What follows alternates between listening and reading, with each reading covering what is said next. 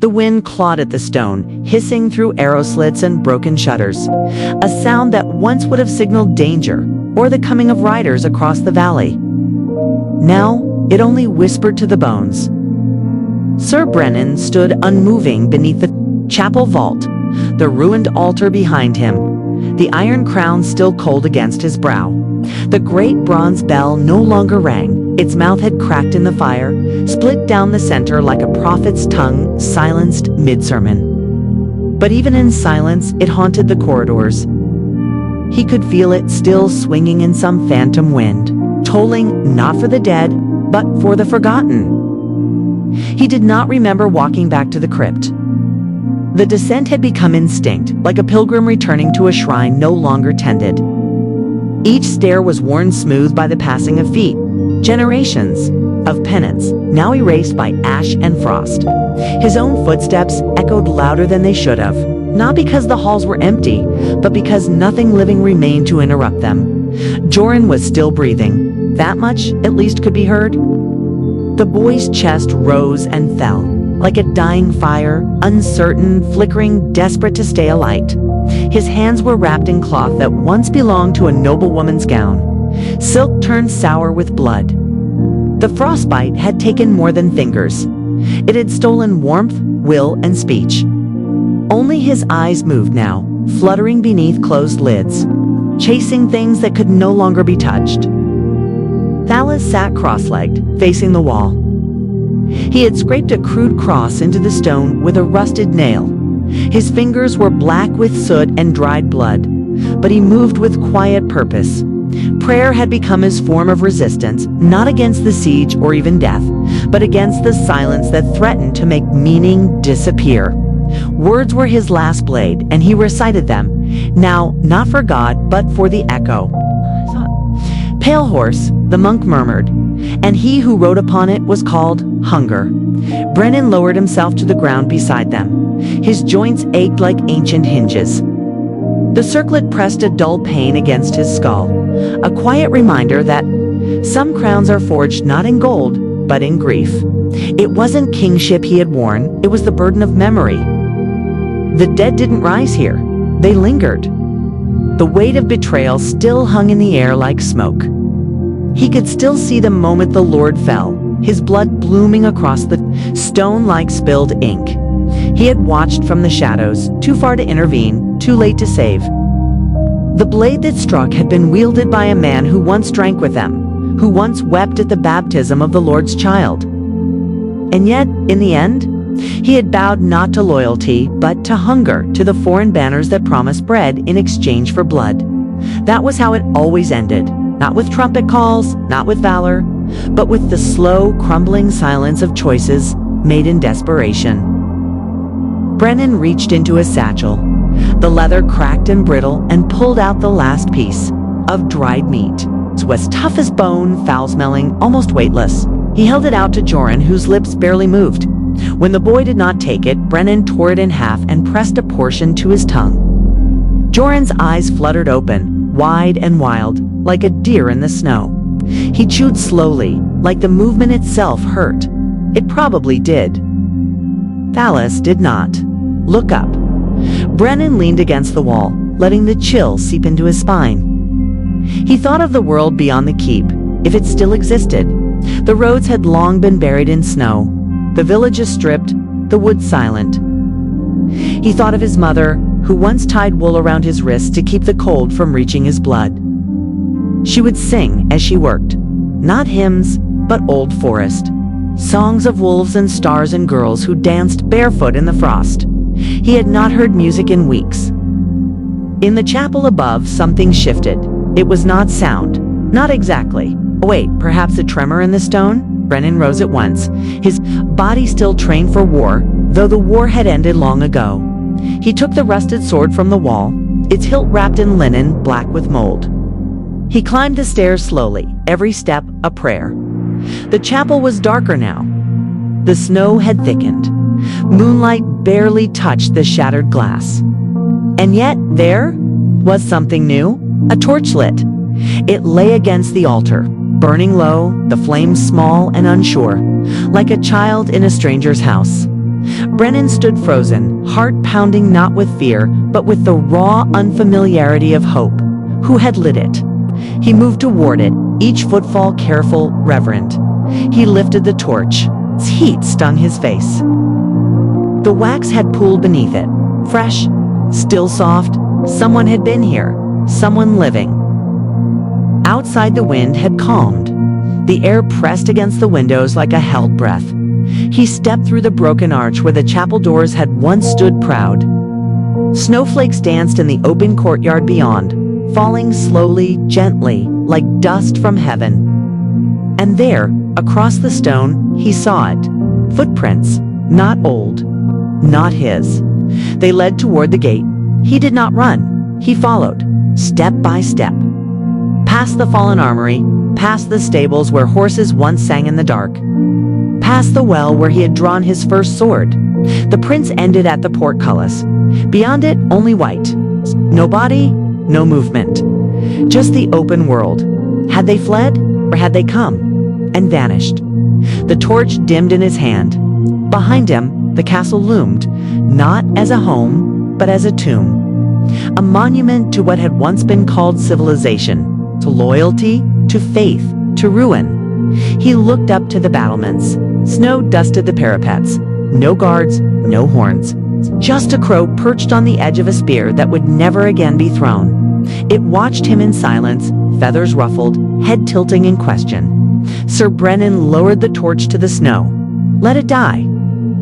He turned back toward the crypt, back to the monk, back to the boy, back to the crown, because this was not yet the end. Not until the stone itself forgot them. Not until even the echoes stopped, answering back. And far beyond the keep, in a forest that had not known fire in a decade, something stirred. A rider, a whisper, a question, but that was for another night. The wind had not ceased by morning. It did not rise or fall. It remained like the breath of a dying god, held too long between heaven and stone. Through the ruined arrow slits of Redthorn Keep, it crawled like a whisper that remembered every name once spoken here, now only murmured by frost and time. Below the chapel, where the crypt bled into forgotten catacombs, a candle still burned, not with defiance, but with the frailty of hope. Brother Thallus sat before it, knees raw from stone, whispering verses into the cold like a man bargaining with something he could not name. Et in tenebris. Lumen, he murmured, his fingers trembling as they traced the shape of the cross over his chest. And something just outside the reach of the flame breathed back. Thallus did not flinch. He had heard it before. 3 nights since the frost cracked the saint's reliquary and the walls began to weep. He had prayed to the old gods and the new, but it was the silence that answered, or something within it. He no longer prayed for survival, only for meaning. The Lord of Redthorn was dead. The chapel was dead. The order that had once anointed kings and buried heroes, dead. But the voice was not dead. It came, in fragments, in the shuffle of dust behind the altar, in the scraping of bone against stone, in the flicker of the flame when no wind touched it. Thallus had once been a healer. Now he was a witness. He rose slowly, robed stiff with ice at the hem, and walked barefoot across the floor that had once been sacred. His feet left red streaks, but he did not feel them. Pain had become a memory. There was a stair beyond the choir pit, a place no acolyte had entered in 100 winters. Even the birds that nested in the broken rafters above never flew near it. That morning, Thallus descended. Each step groaned like a confession. Dust bloomed from cracks in the stone like breath from a dying lung. There were tombs here, old ones lined in rusted iron and scorched by candle soot. Some bore names in the ancient tongue. Others had been scratched out. A few had no names at all, just the shape of a handprint burned into the lid. He passed them all until he reached the last door. The one sealed not with lock or bar, but wax melted in the shape of a serpent devouring its tail. The wind above stopped. Thalas reached out slowly and touched the wax. It crumbled under his fingers like ash. The door groaned open. Inside, the air was older than fire, did not smell of rot, but of earth left too long in silence, as if it remembered when men first crawled into caves to speak with things not made of flesh. And in that dark, hunched beside an unlit brazier, something waited. Thalas did not speak. He knelt. His lips moved, but no words emerged, only breath, and the small sound of a man surrendering his last illusion of salvation. Then, a whisper. Not a word, but a memory slid into his mind like a blade. A child screaming, a crown falling. A betrayal, not yet written, but certain. He opened his eyes. The brazier flared. And he saw her, or what remained of her. The abbess of the old order, she who had vanished during the burning years, sat, without flesh or form, but her gaze filled the chamber like black water. Her robes were moth-eaten velvet. Her fingers, long and cracked like the roots of dead trees, clutched a book bound in human hide. She did not speak. But Thalas understood. It was not just Redthorn that had been betrayed, it was the covenant. The blood promise sworn centuries ago in fire and sealed in ash. The lords of Redthorn had forgotten it. The faith had buried it, but she remembered. She had not died. She had waited. And now, as the land bled famine and the snow refused, to melt her covenant would be remembered through blood, through one who still listened. Thalas did not rise. He did not blink. He accepted. Somewhere far above, Sir Brennan stirred. In the last surviving turret of Redthorn Keep, he had not slept, only drifted in and out of the half-death that hunger brings. But now, his hand clenched the iron crown. His breath steamed like a forge, reigniting. He felt, watched, not hunted, not judged, called. He turned his gaze to the chapel spire, or what remained of it. The wind had changed. It was not colder, just older. And in it, he heard something new. Not a voice, a choice. Behind him, Joran muttered in his sleep, a whimper, followed by silence. When Brennan looked down, he saw that Joran had stopped, breathing. His lips were blue, his hands curled as if still grasping for the heat that never came. He should have mourned. But instead, he whispered, "Let the dead keep the dead." Then he rose. The iron crown on his brow did not slip. It tightened, so if the metal remembered the shape of vengeance. And beneath the earth, in the tomb, a forgotten faith, Thalas opened the book. Blood bloomed from his palm like ink. The abbess smiled. The flame did not flicker. It roared. Dawn never came. The sky above Redthorn Keep remained the color of burnt bone, thick with smoke and the breath of snow that never fell but threatened always. No bird stirred. No hoofbeats echoed in the hills. Only the slow creak of frost, twisting the wood beams of the highest tower, where Sir Brennan stood alone, now crowned, but not yet king. He did not feel the cold. He felt only weight, not just the iron digging into his brow, but the pressure of eyes unseen. Felt something ancient and vengeful awakening beneath the floor of the world. Each breath he took felt measured, not his own, as if something were counting them. Watching how many he had left, Brennan had buried 6 brothers in arms this winter. He did not bury Joran. He left the boy's body by the window, beneath the broken watch wheel, as an offering to the silence. Then he descended the spiral stairs, slow, methodical, each step echoing like a drumbeat behind his ribs.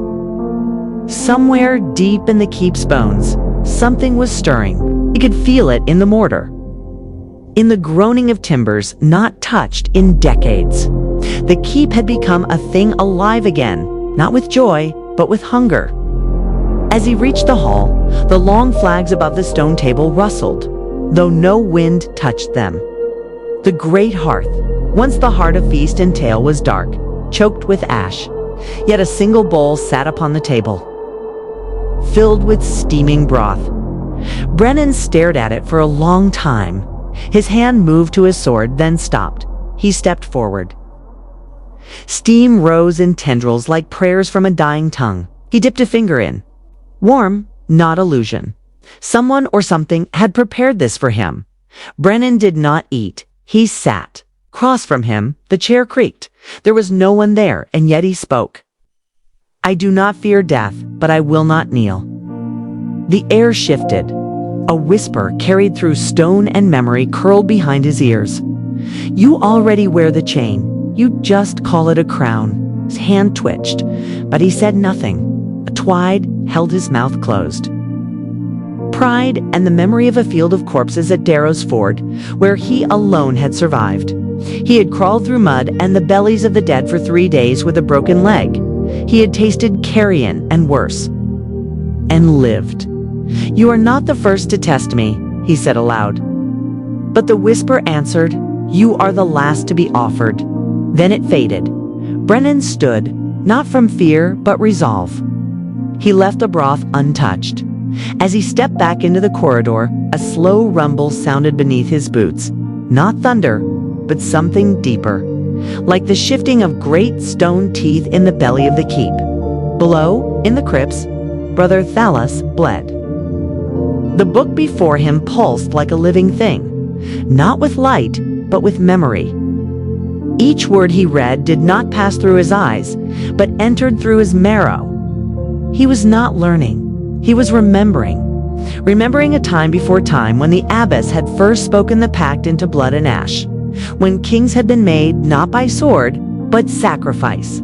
His own name was written there in ink, then in red, 1,000 years apart.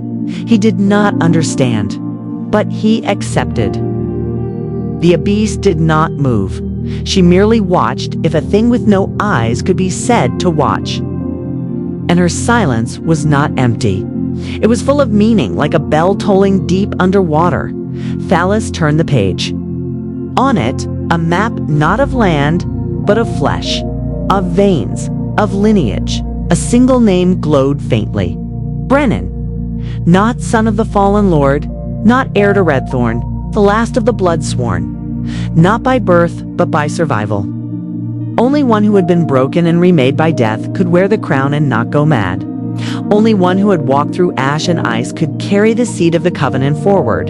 Thalos understood that blood was not to be spilled in battle. It was to be given freely as offering. Brennan was not to lead armies. It was to awaken the forgotten god beneath the keep, the one sealed in salt and bone before the first stone of Redthorn was ever laid. He was not king. He was key. Above, Brennan stepped into the chapel ruins. The stained glass was long gone, but the stone arch remained, now blackened with smoke and lichen. The altar had collapsed inward, as if the sky had once tried to strike it down with fire. Snow drifted through the open ceiling, slow and quiet, but something drew him forward. Not footsteps, not sound, a scent, salt, blood, old wood. He stepped through the nave. Ash crunched under his boots. Birds scattered from the rafters above. Then he saw it, the seal. It was hidden beneath the collapsed altar. A circle of brass burned into the stone like a brand. At its center, the shape of an eye closed, but not blind. He knelt.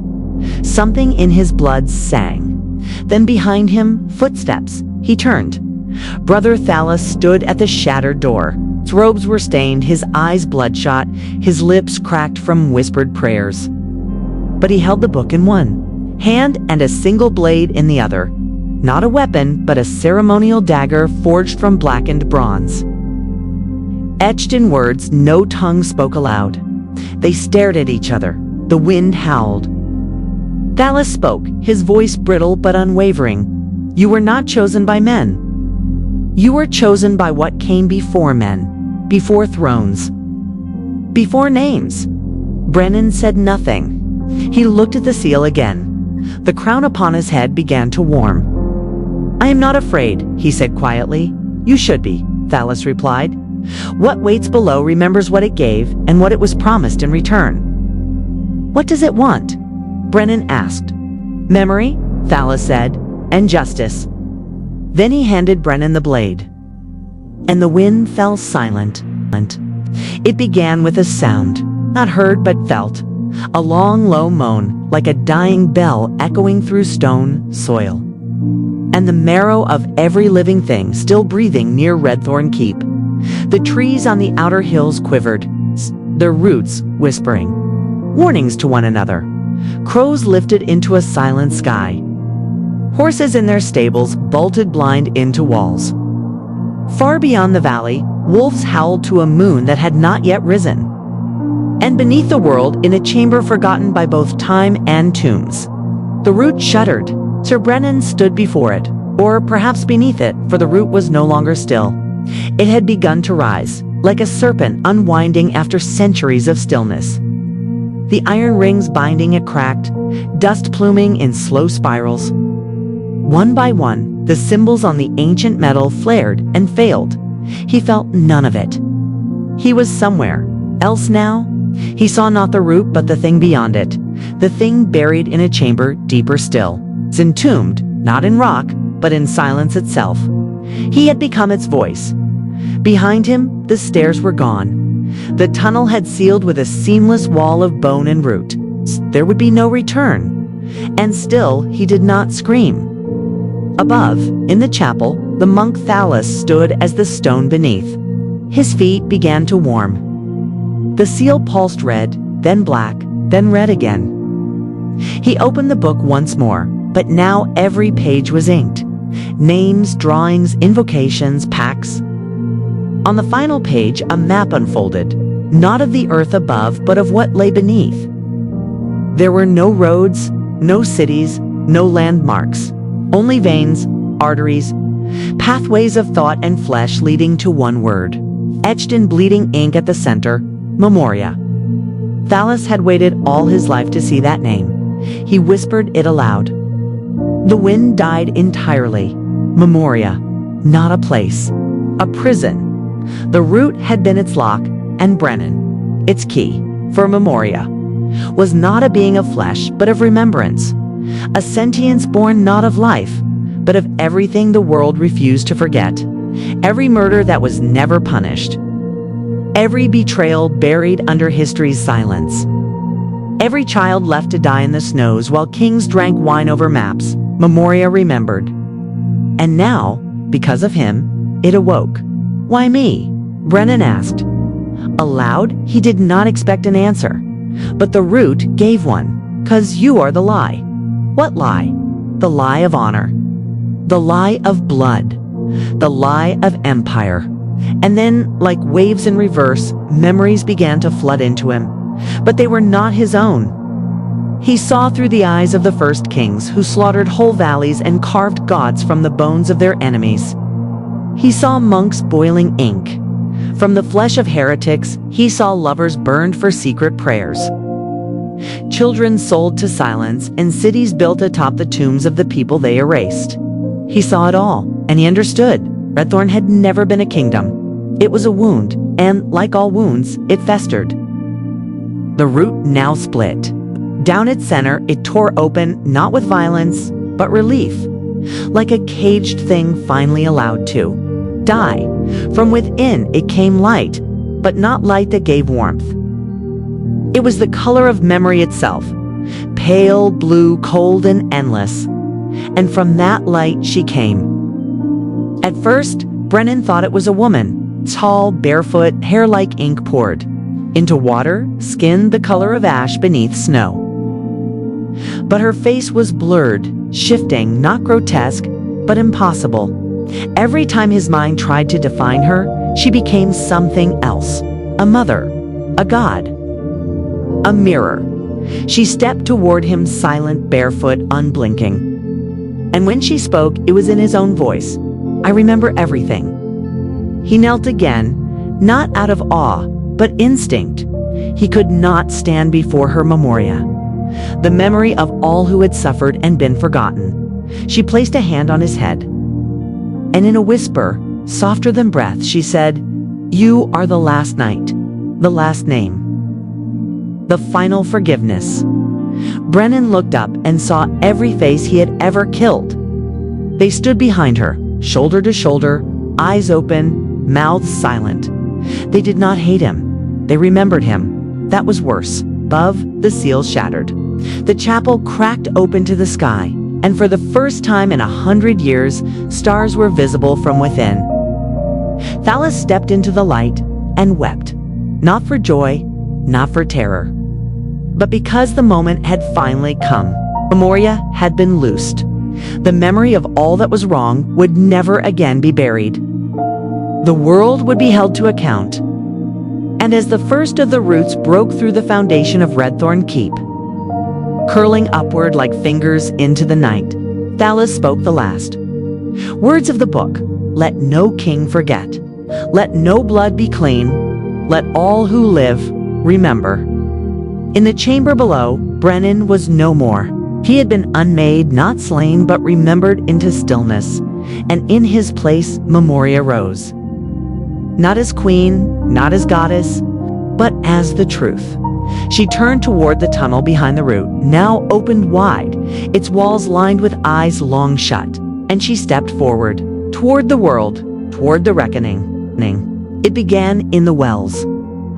In the early morning silence of the village of Kaelmore, as milk pails were raised and shutters unlatched, the water turned black. Not with rot, not with blood, but with ink. Dark and gleaming, it clung to the walls of the well-like thought made liquid. The bucket that came up bore not water, but words, hundreds of them. Etched across the wood, crawling over the rope, swirling like oil in the ink. Names? Old names, forgotten names. Names the villagers had. Buried not just in graves, but in stories retold with omissions.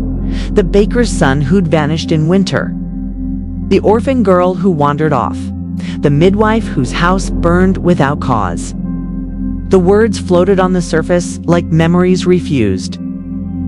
The oldest woman in Kaelmore, blind since the plague, was the first to speak. She touched the bucket and whispered, "They're back." By dusk, every fieldstone in the kingdom had begun to murmur. Shepherds wept when their sheep turned from the pasture, staring into the sky. Children screamed at mirrors that spoke in voices of the dead. And across the forests of Norwend, the roots that had once slept deep and silent began to crawl upward, not as vines, but as veins. As if the earth itself had decided to speak again. They came up through temples, through palaces, through crypts. And where they touched stone, the stone remembered. The statues wept tears of moss. The towers trembled, not from siege, but from remorse. Redthorn's empire, built upon bones and bargains, was remembering what it was built upon. The center of it all, in the ruins of the keep. She walked, Memoria. She wore no crown, needed no throne. Where she stepped, the earth softened, not to serve her, but to confess. 1,000 years of blood-soaked silence whispered into roots, and she heard all of it. In the charred garden, once called the Queen's Grove, she passed the burnt remains of the last cherry tree and paused. There, in the bark, was etched a single sentence carved by a hand desperate and dying. "My children's names are not mine to forget." She traced it. And the tree bloomed, not with flowers, but with faces, the ghosts of the children who had perished here in silence. In secrecy, under royal order, flickered into being among the branches. Their mouths shut no longer. Their songs reached the sky. Birds fell silent to listen. In the city of Heredeep, where the empire's gold had once glittered brightest, the market square cracked open. From beneath its stones rose a statue none remembered building. It was a woman, hands outstretched, face obscured. At her feet, the bones of children arranged in a spiral. No chisel had shaped it. No mason had planned it. And yet there it stood. A monument not to glory, but to grief. It had grown from the earth itself. People came, they fell to their knees. Not from worship, but from knowing. They remembered. Not their own crimes, but the ones they had been told to forget. And the forgetting ended there. In the high spire of the order, where scribes kept histories on scrolls of lambskin and truth was always curated, a monk named Taran unsealed the forbidden vault. Inside were the pages burned a century ago, or so they believed. But the fire had failed. The pages had survived, and now they were growing. The words on them had bloomed like roots curling off the parchment, snaking across the walls, growing into sentences that could not be silenced. Confessions of kings. Prayers of the condemned, songs sung in slaughter. Taran fell to his knees, ink dripping from his eyes like tears. And he too began to write. Not new pages, but the ones that had always been missing, the forgotten, the erased.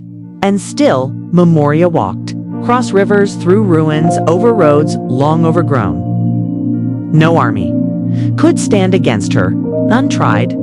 The soldiers threw down their spears, not from fear, but from recognition. For many had killed. Many had followed orders. Many had buried their deeds beneath banners and duty. But now they remembered, and they could not lift a weapon against memory. In the throne room of Dreneth, the boy king waited. He was 12, had never known war, had never seen a blade drawn in anger. Yet as Memoria entered, his crown burned, not with flame, but with weight. He wept.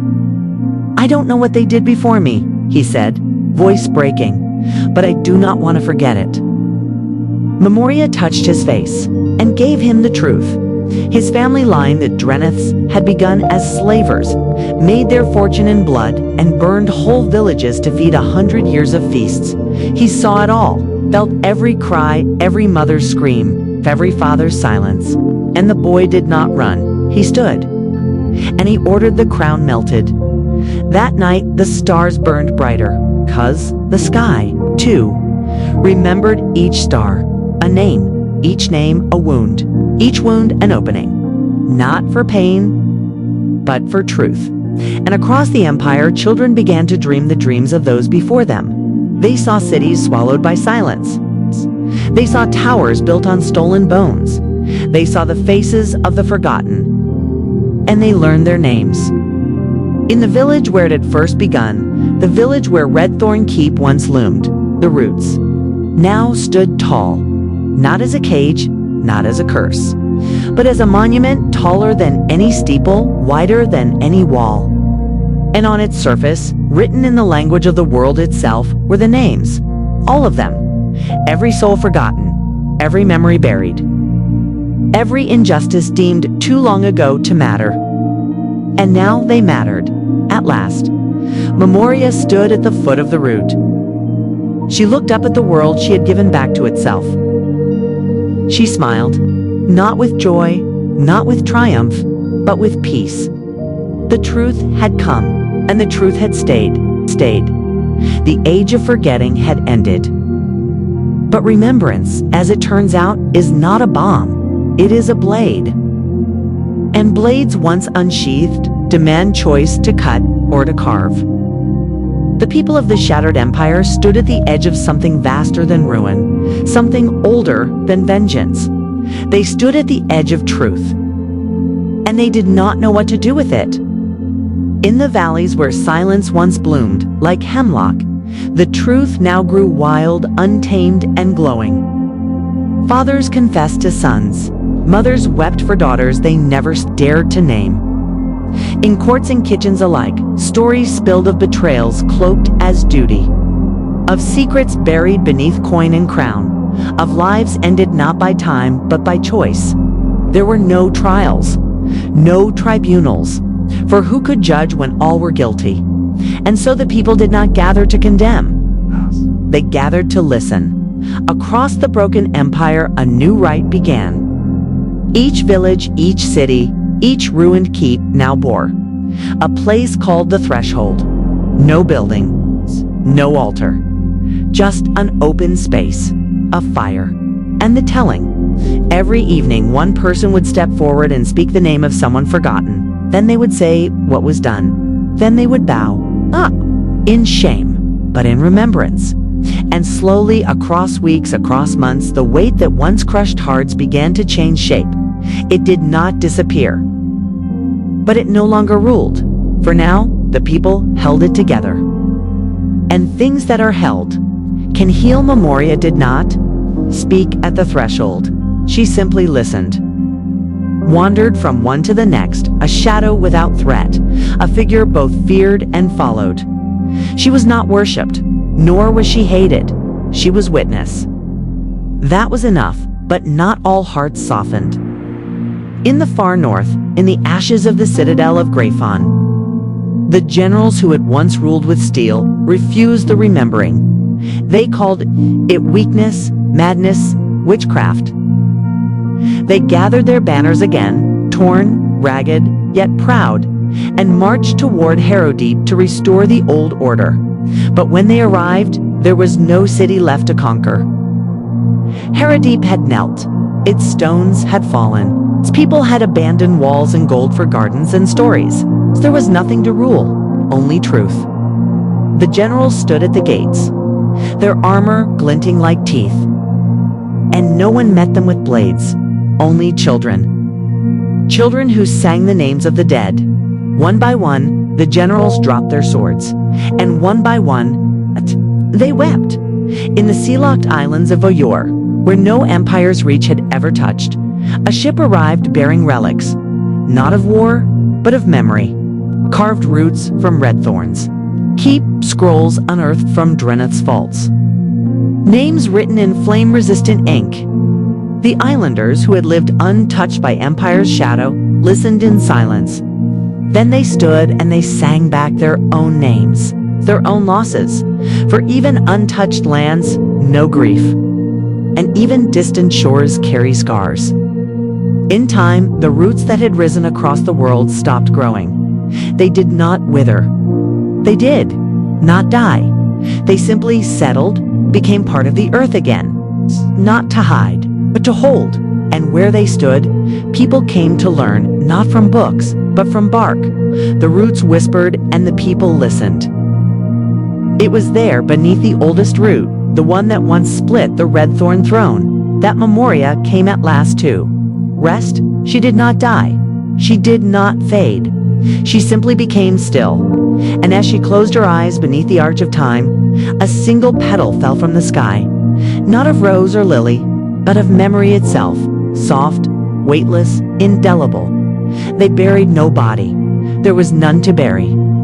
But they carved her name into the roots, along with all the others, Memoria, the remembering. And beside it, let none be forgotten. Let none be erased. Let none be alone in the remembering. The world did not become perfect. No world does. There were still quarrels, still grief, still pain, but there were no longer lies. No longer histories written only by the victors. No longer children taught to forget the cost of crowns. Instead, there was the threshold, and there was the truth, and that was enough. Epilogue: The Child and the Root. Many years later, in a village whose name no longer mattered, a child found a stone in the earth. It bore a name they did not know. They took it to their grandmother, who wept, not because she knew the name, but because someone had remembered it. The child planted the stone in the garden, and the next spring, a single root curled around it, and a flower grew. It was small, it was blue. It was called Hope, and it bloomed every year after that.